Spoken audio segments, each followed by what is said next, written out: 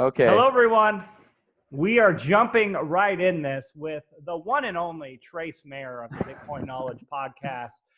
I don't know, probably the most famous person in the Bitcoin community, at least in my eyes. And so we're really privileged to have him on the show. We're going to be talking about a number of things. We're even going to talk about gold today. Gold's been, having quite the year. It'll probably compare or pale in comparison to what we've seen in Bitcoin, of course. But we got to acknowledge what we have seen in gold. And I know Trace started off, talking about sound money, libertarian focused, free market, capitalism, Mises, all these different things. Sound money, I'm sure that's what even led him to Bitcoin in the first place. But without any further ado, Trace, thanks for coming on Crush the Street once again with me. Yeah, glad to be here. Man, Bitcoin has sure changed since we were doing that interview. It was about $13. Remember, Peter Schiff walked by and wouldn't do the interview with us. You couldn't resist to bring that up again. Yeah, well, I mean, he said, what was his excuse? Like, I don't want you to make me look stupid. I know. I think $20,000 Bitcoin from $13 Bitcoin kind of does that.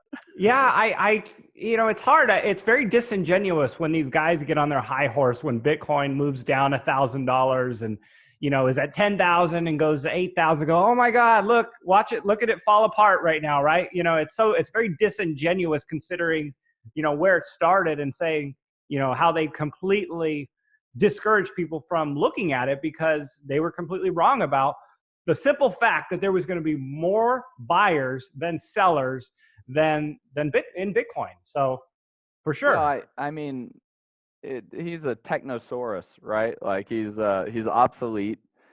He doesn't even have a very good understanding of Austrian economics, which is what he purports to understand. And if he did, then he would have gravitated towards Bitcoin a little earlier, in my opinion. Now he seems to just like to troll the industry in order to get page views, which I guess if that's what you want to do, but like your reputation is going to take a big hit because of that, because we're not going to just let you swing punches at us. Like we're going to punch back. And so, Peter Schiff, there's my gold cup. I can have like thousands of these compared to what I used to if I invested in Bitcoin. Trace, let's touch on gold before we get into Bitcoin. Gold's had quite the spectacular year if we were to compare it to the last few years. I think there's been a lot more confidence that's entered the gold space, the precious metal space. Obviously, we're seeing mining companies advance their projects with a little more confidence and conviction that we're having higher gold prices. $1,300, $1,200 roughly at the beginning of the year, up to $1,500. I know we're seeing a little bit of volatility right now, which obviously is expected. But what are your thoughts on gold in the current environment? Yeah, so I'd like to illustrate this with a story. I was just in New York City last week. I went to Cornerstone. They had a conference. About 80 to 100 people attended. It was on macro. They're macro research guys. It was on Bitcoin specifically. And I mean, these were serious players. Like the attendees were Goldman Sachs, Morgan Stanley, a bunch of hedge funds. And then they let me in for whatever reason. One of the guys that presented for 40 minutes, he was number 2 at the New York Fed running the markets group. So he was in charge of the $4 trillion portfolio, right? Like this guy. And his talk was titled Central Bank Views on Digital Currencies. And he had like how the central banks used to look at Bitcoin and these digital currencies and how they're currently looking at them. And he made comments like, with central bank digital currencies, we'll be able to force people into these fiat currencies that have negative rates. And then we'll be able to apply negative rates to people like through the protocols. And he even threw out a number like 6% annual negative interest rate on holding cash. And I mean, talk about cuckoo for Cocoa Puffs, right? Like, I mean, if you don't want to have a negative interest rate like that, And I think part of what's driving gold is negative real returns on stuff. Uh, but man, how many trillions of dollars are in negative interest rate debt now? And so, like, why hold any of that stuff when you can just hold gold? Sure. And gold's limited in amount, right? So, like, I think that's what's driving a lot of this from a macro point of view. Trace, you've made a lot of predictions regarding crypto, Bitcoin, that have been spot on. So I'd be curious to see if you're comfortable with any sort of reasonable price projections that you would expect gold to go to. And I would tell you, I would frame it this way, not some sort of pie in the sky, hey, gold's in a bubble at whatever price you might say, but gold goes to a certain number and you're like, no, I still want to hold it because I think that's a very reasonable price for gold to be at. Well, I mean, I look at gold, owning it or holding it for intangible reasons besides just the financial gain. You know, like, I got a solid gold cup, like, I drink out of it. Like, how cool is that, right? I got a solid gold bowl. I got a solid gold spoon. Uh, so, like, I think that there are intangible benefits that you can get from gold besides just the monetary usage. It's hard to pet your Bitcoin, right? Like, but you can pet your gold. You know, you can drink out of the cup. You can have the coins. You can use them to help focus or discipline the mind. Uh, as in terms of price, like, you know, gold is the type of thing you buy and you never ever sell it. Like, it just always is part of the portfolio. And that's why I think it is such a strong meme in humanity and our collective history. Now, whether that'll continue to be the case as we have more digital natives and as the boomers transfer huge amounts of wealth to their children, the millennials, and whether the millennials will continue holding gold, I don't know. Um, but I do think that gold will always play a role, like, in our, because it's got this tactile corporealness to it. That puts it on the other side of the coin as Bitcoin, in my opinion. Because Bitcoin in about 180 days is going to have a harder stock to flow ratio than gold has, or it's going to be real close to gold. And then 4 years after that, it'll be cut in half again. And we've never seen an asset with that type of a stock to flow ratio. So, you know, gold is increasingly being outcompeted as a monetary instrument relative to Bitcoin.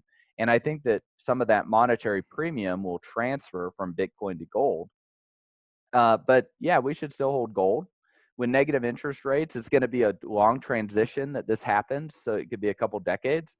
And with $1,500 gold, you know, I don't see any reason why we aren't going to see it go above 1900, the previous high a few years ago. They're just keep printing more and more money. Like, where are you going to take refuge? You know, so I think that's part of what's driving all of this. So Trace, there was a popular article, I don't know, not that long ago, a couple weeks ago, whatever it was, a week ago, suggesting that there was one whale responsible for the 2017 run. Somebody, you know, just one person, and I'm like, oh, maybe it was Trace Mayer. That's the one I know. But knowing all that you know and the people that you run into, and I mean, just being in the space this early, I mean, what's your response to that allegation that maybe there was one person responsible for that entire boom and just manipulating the market to just drive this momentum, you know, bull run that we saw in Bitcoin? No, I think there was sloppy work done in that article and the assertions. I mean, this is a global phenomenon. Bloomberg had an article that the number of unique AML KYC accounts across the industry were about 2 million in 2016 and about 35 million after that run up to 20,000. At Kraken, we were adding 50,000 new accounts per day during some of those days. Like, across the industry, we were adding just huge amounts of accounts. You can go look at Google search trends. You can look at YouTube views. You can look at tweets. I mean, you look at all the metrics, like, across the industry, like, what? It's a giant Ripple bot army. Like, generating all that stuff, in addition to everybody talking about it on news shows and everything, like that a single person, no, I mean, I don't think so. We and there's not really the infrastructure for somebody to be willing to trust the third parties in order to do that. I mean, we might see something like that in the future because Bitcoin's the ultimate collateral, and now we have fully collateralized Bitcoin options. So if volatility is low and the price is low, and people buy a bunch of options, and then go long in a leveraged way in the futures market to drive that price up to put the options in the money, that would be a good way to short to basically call out all the shorts. And there's a lot of paper Bitcoin out there, so now that we have these physically delivered futures and options that are trading, we could see, huge types of volatility, in the next bull runs. But that it was a single person, like, I don't think so. I mean, like, you're just pulling that out of thin air. Like, I mean, you look at all the other metrics, it doesn't even pass the smell test whatsoever. Well, don't mind me asking sometimes stupid questions just to allow for the flow of conversation to get you going. Well, But it's fun. I mean, it's fun, because everybody's like, "Oh, Bitcoin's manipulated this, and Bitcoin's manipulated by that," and you get all these articles, and like we have regulators that want surveillance agreements, and they want indexes, and like it's a major reason for saying that the ETF shouldn't be approved. If you followed GATA's work at all, the Gold Antitrust Action Committee, you know that the central banks have been manipulating the price of gold and all the other assets for decades. For real, like the president's working group on financial markets, and that's not even taking into account things like legal tender laws and tax policy and everything else that further manipulates human behavior. If we have a free market anywhere in the world, it's in Bitcoin. Now, just because like there hasn't been any traditional infrastructure to be able to allow the manipulators to manipulate it. Now that might change with things like Backed getting launched, and like I don't know that I trust their warehouse solution. But at the end of the day, that's why we have proof of keys, like a celebration that I started last year. It's going to be annual, and we take possession of all of the Bitcoin off of any third parties on January 3rd as an entire industry, a global coordinated bank run on an asset that's strictly limited in amount, where you're able to run a full node basically for free. You can run one on your laptop if you want, and you can hold your own private keys. So if we want to enforce and make sure that there isn't manipulation going on, that's how we do it as an industry. Because you couldn't do that in gold, because the price to run a gold full node was so high. You have to have a refiner. So like I guess you could run an SPV node with like a pawn shop and weighing it in water or something like that. But like to really run a gold full node, the costs are really, really high. But with Bitcoin, anyone can run a gold full node. And you can do it without even anybody knowing, because you can run it with a satellite dish and not even go through an ISP where you're letting them track your traffic. So like, and then you've got a computer that's never touched the internet that you're running a full node on. So the security parameters of that are very good. So, developing all this human capital, that's how we deal with the issue of manipulation. Because what are they going to do? Manipulate the price down? Because then we can just acquire more Bitcoin cheaply. What are they going to do? Manipulate the price up? Well, then you can sell a little bit of Bitcoin and buy a new yacht or Lambo or whatever you want to buy. The free market, if Bitcoin's going to really do what it's meant to do, it will have economic censorship resistance, not just technical censorship resistance. And in order to have that economic censorship resistance, we have to have a culture of people willing to defend that, just like they would defend their technical censorship resistance. And that means running full nodes, holding your own private keys, all of those things that I mentioned. And the technology can get monetary sovereignty out there, but it's going to require political will to keep it there. And so it comes down to the individual, and are you happy with paper Bitcoin, or are you going to demand delivery of Bitcoin? And are you going to verify it with a full node? That's really where the dichotomy is. If we want to deal with manipulation, like that's how you deal with it. Trace, one thing I was going to bring up, and you touched on it in terms of how to deal with it. But a lot of the skeptics, a guy like Peter Schiff, or many. I don't want to bring up a bunch of different names. I'm friends with these people, and I respect their opinions on how they feel about Bitcoin or how they feel about in different Well, aspects of the economy. But one thing I would say is they point to the peak of Bitcoin with the launch of the futures exchanges, and they say, hey, look, now it's going to be manipulated just as gold is. The ups and downs, the slamming of the price. Having said that, what are some of your thoughts on that? Well, first, like, the Mayer multiple has been out there for years. And if you look at the Mayer multiple, like just because they launched futures on a particular day, you look at the Mayer multiple, it was already well outside many standard deviations of what was normal price behavior.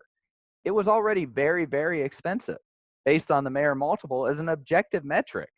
So, like, did the launch of futures, was it a pin to pop the bubble? What was it? Just overvalued Bitcoin? I think the Bitcoin was just overvalued. Sure, futures could have played a minor role because the volumes on the futures weren't even very much compared to the entire global industry volumes and liquidity. So, like, I think people. Well, first, when you step into the public and start talking about this, you got to put your big boy and your big girl pants on. Because if you're going to put an idea out there, somebody needs to take the other side of the argument. Like that's how we do science, right? Like you steel man the argument. And so if you're going to step into the ring, like if you've got bad ideas, you're going to get hit. I mean, that's just part of getting in the ring. And it's nothing personal. It's just we're battling over ideas. And just because you have bad ideas, if you tie your ego up into those bad ideas, like Peter Schiff has done, that could get painful for you. But if you're just battling about the ideas and it's removed from you, it's not that big of an issue. And maybe it's just my training. In law school, I have to argue the other side of cases all the time. I can take both sides of the case. It's nothing personal. Like this is professional. So I don't see any problem with, talking about people and the ideas that the people have brought up. We don't do it with any malintent to go after people personally, unless they've screwed stuff up personally. But this is what we're dealing with. It's a marketplace of ideas. And is Bitcoin the most superior idea in the marketplace when it comes to money? And if it is, it has to have not just limited in amountness, but it's got to have censorship resistant qualities. And that's not just technical censorship or legal censorship, but it's also economic censorship resistance that it's going to have. And so does it have the properties or the characteristics that enable that type of fit for purpose organism? And I haven't seen anything else out there that is as easy to exercise defensiveness against manipulation as you've got with Bitcoin. Just demand the private keys and run a full node. Like it's that simple. Can you do that with your stocks? Can you do that with your bonds? Can you know whether they're rehypothecated or not? Do you even know that you actually have them? Like look at the Dole Foods case. Can you do it with gold? It's hard to run a gold full node.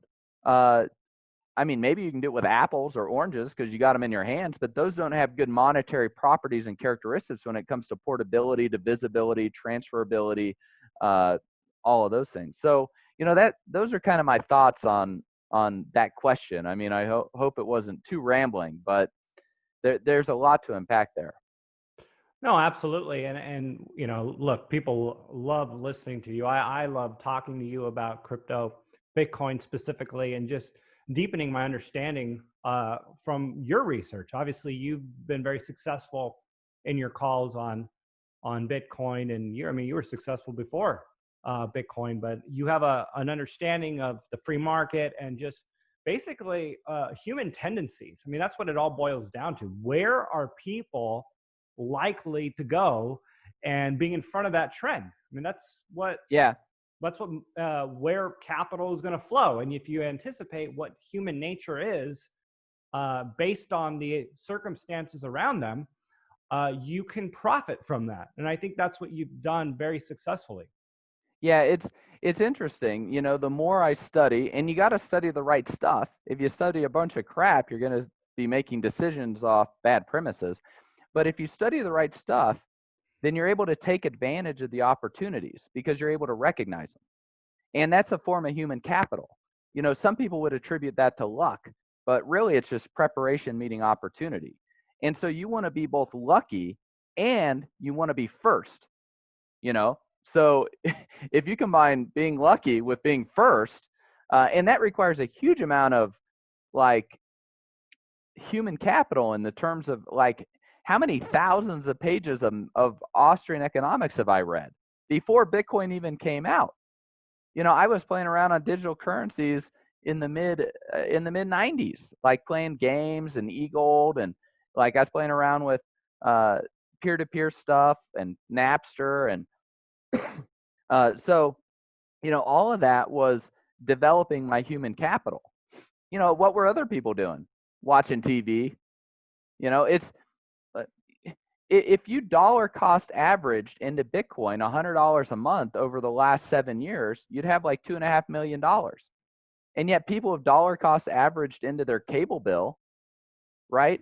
So like, how are you allocating your human capital? And if you think that the return on investment of investing in Bitcoin versus a cable bill, like when you invest in Bitcoin and you don't have cable as a distraction, you're able to do more reading and develop even more human capital. So like this concept of being lucky and being first, like people choose. Like everybody wants the flower, but it's about soil and manure and weeding and like, you know, fertilizing. The consequence is a flower. The flower is not a result of luck. And so, you know, those are kind of my thoughts on that. You know, people, if they want to do well in allocating their time and their talents and their energies and then their money, like you got to put in the work. Yeah, and the best investment you're going to get is on yourself. You know, because you can enjoy a sunset just as much as Bill Gates can, right? And so, like, you have to do the discipline on your own mind and your own emotions. Otherwise, you're just going to get whipsawed all around because guess what? Bitcoin's price is like a dog on LSD. And if you didn't buy it back when it was $13, what makes you think that had you bought it, you would have still held it? Yeah, You we would have talk gotten about that a lot. Yeah, you would have got shaken out at $50 or $100, you know, or maybe it ran to 266 and crashed to 60, would have got shaken out there. Then it ran to $1,300 6 months later. You know, that Well, there's just another likelihood is that you bought a little at 13, it ran to whatever, and then 266. You bought a lot more, you and then it bought a lot crashed. more, and then you crashed back down with it. Yeah, so that's where I like things like the Mayer multiple, the stock to flow ratio. You know, I like these objective measures that help me make sense of the data that comes out of billions of transactions from tens of millions of people, because then we start getting statistical probabilities on all of that previous human action.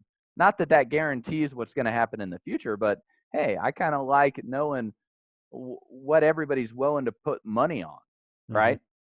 And so, you know, that's how I kind of look at it. You got to discipline those emotions. I use things like the Mayer multiple and that stock to flow ratio to do that. But you have to have like, that's just math.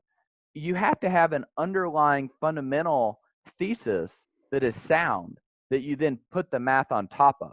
And that's where the 7 network effects and the hardest money in the world, you know, I wrote about the 7 network effects, safety, and the Bitcoin standard. That gives you the intellectual foundation. Then you get the mathematical foundation on top of it with the stock to flow ratio and the Mayer multiples. And then, like, this isn't a very difficult exercise. Like, it's almost like you can do it on autopilot. Trace, kind of in conclusion here, let's talk about where Bitcoin is at. I don't follow the Mayer multiple the way I should. Tell us where is Bitcoin currently at with the Mayer multiple, the stock to flow ratio, in its current $8,700 price point at the moment. Where are we at? Yeah, so there's actually a Twitter bot, TIP Mayer multiple, not mine, but it tweets out 4 times a day like what the current Mayer multiple is. So looking at that, it's 92.66 is the 200-day moving average.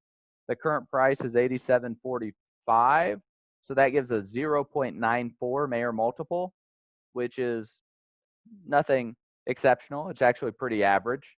It even says it's historically been higher 70% of the time. So, more probable than not that you're buying at a relatively slightly cheaper than usual price right now based on the Mayer multiple.